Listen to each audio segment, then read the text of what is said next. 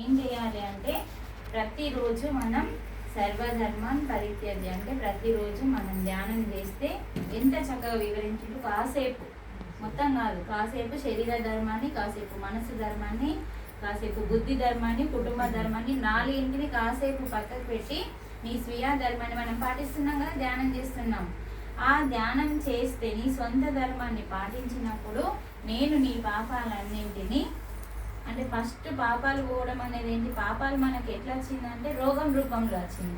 మరి ఆ రోగం అందుకే ధ్యానం ద్వారా సంపూర్ణ ఆరోగ్యం అనేది మనకు ఈ ధర్మాన్ని పాటిస్తున్నాం కాబట్టి, మన స్వీయ ధర్మాన్ని మనం పాటిస్తున్నాం కాబట్టి అప్పుడు మనకి లోపల మొత్తం పాపం పోయినప్పుడు ఆ రోగం పూర్తిగా మళ్ళీ మళ్ళీ రాకుండా ఆ పాపం పోయినప్పుడు ఈ రోగం పోతుంది.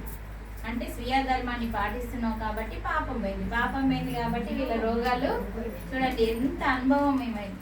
మరి అంగుండి నడిచింది కాళ్ళ ఎంత శివుడు వచ్చి అంత గొప్పగా, మరి ఈ మేడంకి కూడా ఆ మేడంది కూడా మంచాల వన్న మేడము కాళ్ళు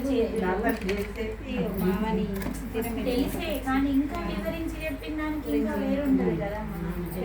అంటే వాళ్ళకి ఎట్లా వీలైతుంది అన్నది గీతలు మనకి ఈ శ్లోకంలో వివరిస్తున్నాడు ఆయన. మన రోగం ఎట్లా వచ్చిందంటే పాపం వల్ల వచ్చింది. ఆ పాపం పోవాలంటే నేను నేడికి రమ్మంటున్నాడని ఈ శ్లోకంలో చెప్తున్నాడు. అందుకని అమ్మ నేను కూడా అలా ధ్యానంలోకి వచ్చి మరి చక్కగా ధ్యానం చేసి ఈ పిరమిడ్ లేకుండా మాత్రం నేను ధ్యానం చేయలేదు. అలా చేసి చాలా దూరం ఉండేది, మాకు ఒక 8 కిలోమీటర్ల దూరంలో ఉండేది.